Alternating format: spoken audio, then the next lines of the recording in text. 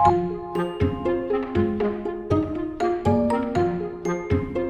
pessoas têm vida principalmente de pessoas. Orienta muito a pegar, Olha, ser um empreendedor no Brasil, quais são as vantagens que o Brasil apresenta? Um país continental, novo, com todas as oportunidades do mundo. Ou seja, é difícil? Não, é possível. Você precisa começar, né? E por consequência, você vai ter resultado. Empreender no Brasil significa ser resiliente, né? Não há nada que nós não possamos mudar, não tem problema maior que nós. Então, ser empreendedor no Brasil é você ser resiliente, acreditar e ser brasileiro. Isso é suficiente. A parte bacana de empreender em família é quando você tem ele constrói uma cultura forte, ele traz uma empresa construída dentro de um ambiente hostil, que é visto como criminoso, e começa a organizar isso. Então tem toda essa construção inicial e para mim o papel é muito de como trazer inovação para dentro disso, como perpetuar essa cultura, mas também atualizar para que ela funcione daqui para frente, como é que a gente pensa em ganho de escala. Então o desafio é como que não deixa esses pesos perderem valor. Ele tem as competências de construir e chegar até um certo ponto, eu tenho as competências de pegar desse ponto e levar para frente. E a riqueza está em saber juntar tudo isso. Olha, eu acho que uma das coisas que eu acho que talvez tenha ajudado meus filhos, é a ideia da base. Para mim, a base é a família.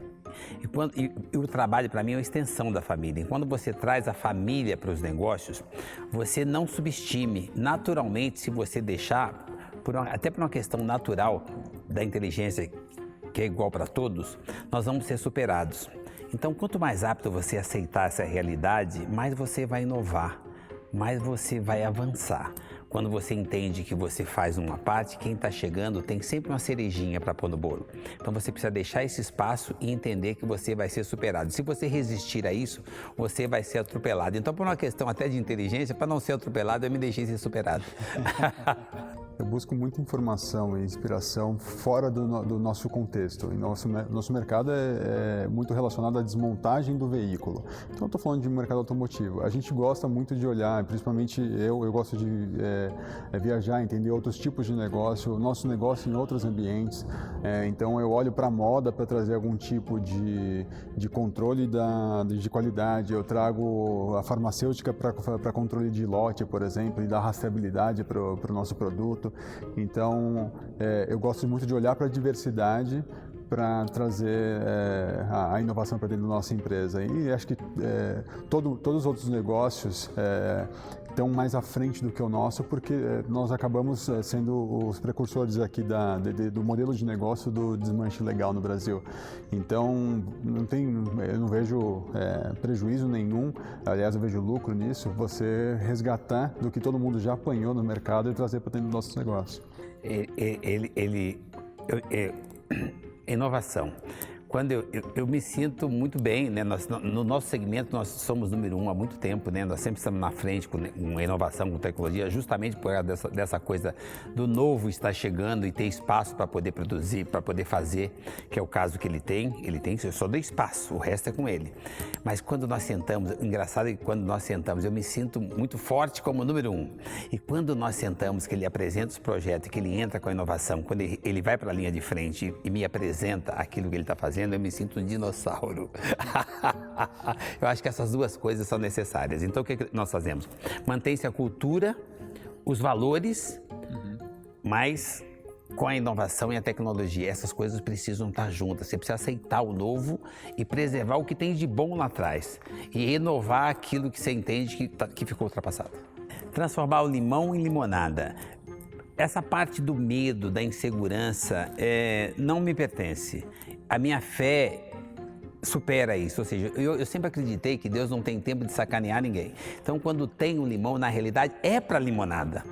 Então, não encare aquilo como azedo. E se não tem como fazer limonada, vende o limão e compra outra coisa. Então, isso sempre para mim foi uma prática. Então, quando nós iniciamos, o tempo todo, eu tive vários exemplos assim de tipo de ter o limão. O mais delicado foi quando os nossos caminhões, numa fase que nós tínhamos muito endividados, bateram, não tinha como aproveitar aquilo só sobrou peça, mas nós fomos atrás dos nossos valores, que era proteger a credibilidade. Então o que nós fizemos? Vendemos aquelas peças única e exclusivamente para poder pagar os carnês e manter o nome em ordem, manter a credibilidade. E para vender aquelas peças precisavam mais peças, daí surgiu a JR Diesel. Essa foi a maior transformação de limão em limonada de todas que eu fiz. Essa é a que continua valendo, que hoje dá para fazer um suco, um xarope, um sorvete. 3 principais livros assim que ajudaram até a modelar a minha cabeça dentro e fora dos negócios. Eu uso até para, sei lá, a criação dos meus filhos. Em primeiro lugar está a Estratégia do Oceano Azul, que orienta muito a pegar um mercado que ou é commodity ou é um mercado que é visto como marginal e transformar aquilo numa coisa de oportunidade forte. Tem o De Onde Vêm as Boas Ideias, que é muito bacana no sentido de dar para você o conceito da criatividade, como você constrói a criatividade, de onde ele dá muitos exemplos também de onde muitas coisas que você conhece hoje, qual foi o processo criativo daquilo. Vai para a livraria agora, mas eu já revisei, então eu tive o privilégio de ver antes, que é o novo livro dele, que é O Poder da Positividade, que tem 2 passagens muito interessantes ali entre os valores que ele exalta, que foram muito construtivas. Apesar de ter o exemplo dentro de casa o tempo todo, a hora que você vê isso de forma organizada no livro, ou você aprende uma coisa nova, você acaba relembrando coisas que você precisava resgatar. Um líder recente que todo mundo lembra, um Barack Obama, o Mandela, são pessoas, os líderes que eu mais admiro são pessoas que cuidam principalmente de pessoas. Porque existem muitos líderes que criam altas tecnologias, inovação, modernidade, e são inventores fantásticos, mas eles esquecem da cerejinha do bolo, eles esquecem das pessoas. Então os líderes que eu mais admiro são líderes que são admirados por pessoas, ou seja, pelas pessoas em volta dele. São pessoas que cativam e que encantam a sua própria volta, né? Então são os meus líderes que mais me encantam, são os líderes que têm a capacidade de conquistar os seus. Então, e tenho cuidado com pessoas voltadas, focadas a cuidar de pessoas. Esses são 2 bons exemplos. Tem outros, né? Mas assim, 2 que as pessoas geralmente conhecem. Principalmente o pense positivo, sempre foi muito forte dentro de casa, vem dele, e por muito tempo eu achava que aquilo era uma coisa que ele cuspia no ar e não era tão construtiva, mas a vida dele estava dando certo. Então, em algum momento eu comecei a testar dentro da minha vida o pensamento positivo ao pé da letra. Isso foi ficando cada vez mais construtivo e hoje eu me considero uma pessoa 101% positivista. Eu já fui daqueles que acham que o positivista é tonto, né? Que eu sou realista, mas hoje eu sou pensamento positivo na veia. Um gerador de oportunidade. O nosso mercado é gigante, nós exploramos zero alguma coisa do potencial que ele tem e nós somos referência. Quando você perde uma referência, até se construir outra, se perde o rumo, se perde o foco. E ficaríamos perdendo a oportunidade de um mercado gigante para gerar oportunidade em todos os segmentos, porque a reciclagem ela é uma engrenagem chave no desenvolvimento de qualquer lugar. Quando se recicla, é a tendência natural do futuro. Então nós estaremos um passo atrás no futuro, o Brasil daria um passo atrás. E quando a gente começou a construção do que seria a lei do nosso setor, a regulamentação do setor em 2013, era uma ideia que a gente tinha em 2008 de que esse mercado poderia ser proibido em algum momento e a gente precisava preparar a nossa empresa para servir de modelo em algum momento que isso acontecesse. Então, em 2013 teve a tentativa de proibição do segmento. A gente conseguiu usar nosso case como a referência para transformar aquela tentativa numa lei, virou lei. E aí uma coisa muito bacana que aconteceu é que, principalmente no estado de São Paulo, você teve ali uma redução de 26% do roubo de veículos, num estado onde 75% dos latrocínios estavam relacionados ao roubo de carros.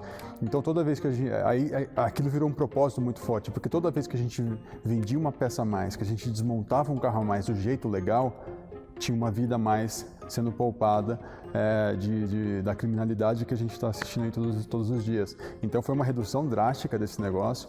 Você tem a questão das emissões de gás carbônico, etc., na produção de peças novas, então o reuso da peça também tem uma pegada forte. Então acho que o Brasil perde na democratização do acesso à manutenção, o Brasil perde na inversão da estatística positiva da redução da criminalidade relacionada ao roubo de carros. Tem bastante coisa envolvida aqui que, se nossa empresa não existisse, como meu pai falou, você tem chances de nascer outro, mas você perde muito tempo. O Brasil precisa continuar andando para frente nesse sentido. Na minha opinião, ser brasileiro é uma grande sorte, porque a gente está num ambiente de adversidade e é exatamente onde você consegue desenvolver as melhores oportunidades. Tem muita gente que está reclamando do Brasil, não sei o quê, quero mudar para fora, vou para Miami, não sei o quê. Você vai chegar num ambiente onde tudo está resolvido, tem um monte de gente super capacitada e aí você está concorrendo por uma migalha que tem um monte de gente olhando. Eu acho que a gente tem 1 milhão de exemplos de capitalismo consciente no Brasil e eu acho que nunca foi tão viável você desenvolver negócios que coloca dinheiro no seu bolso, te deixa feliz e resolve um problema do país. Eu queria acrescentar uma cerejinha. Tem uma coisa que eu gosto de comentar, que eu aprendi com a minha mãe quando era muito pequenininho, e eu gostaria que todas as mães ensinassem isso para os seus filhos. Eu perdi minha mãe quando eu tinha 7 anos, mas tem um detalhe. Ela já tinha aprendido com a minha mãe que ser pobre é uma situação que você pode mudar. Depende de quanto tempo você está disposto a produzir, a trabalhar. E ser negro e ser brasileiro é um privilégio e você tinha que agradecer. Eu sou grato todos os dias, a primeira hora do dia, por esse privilégio. Ser brasileiro é um privilégio. As pessoas não têm noção do diamante que nós temos, né? Eu acho que cada um deve estar errando na forma de lapidar, mas nós temos um diamante e nós temos que agradecer por isso todos os dias.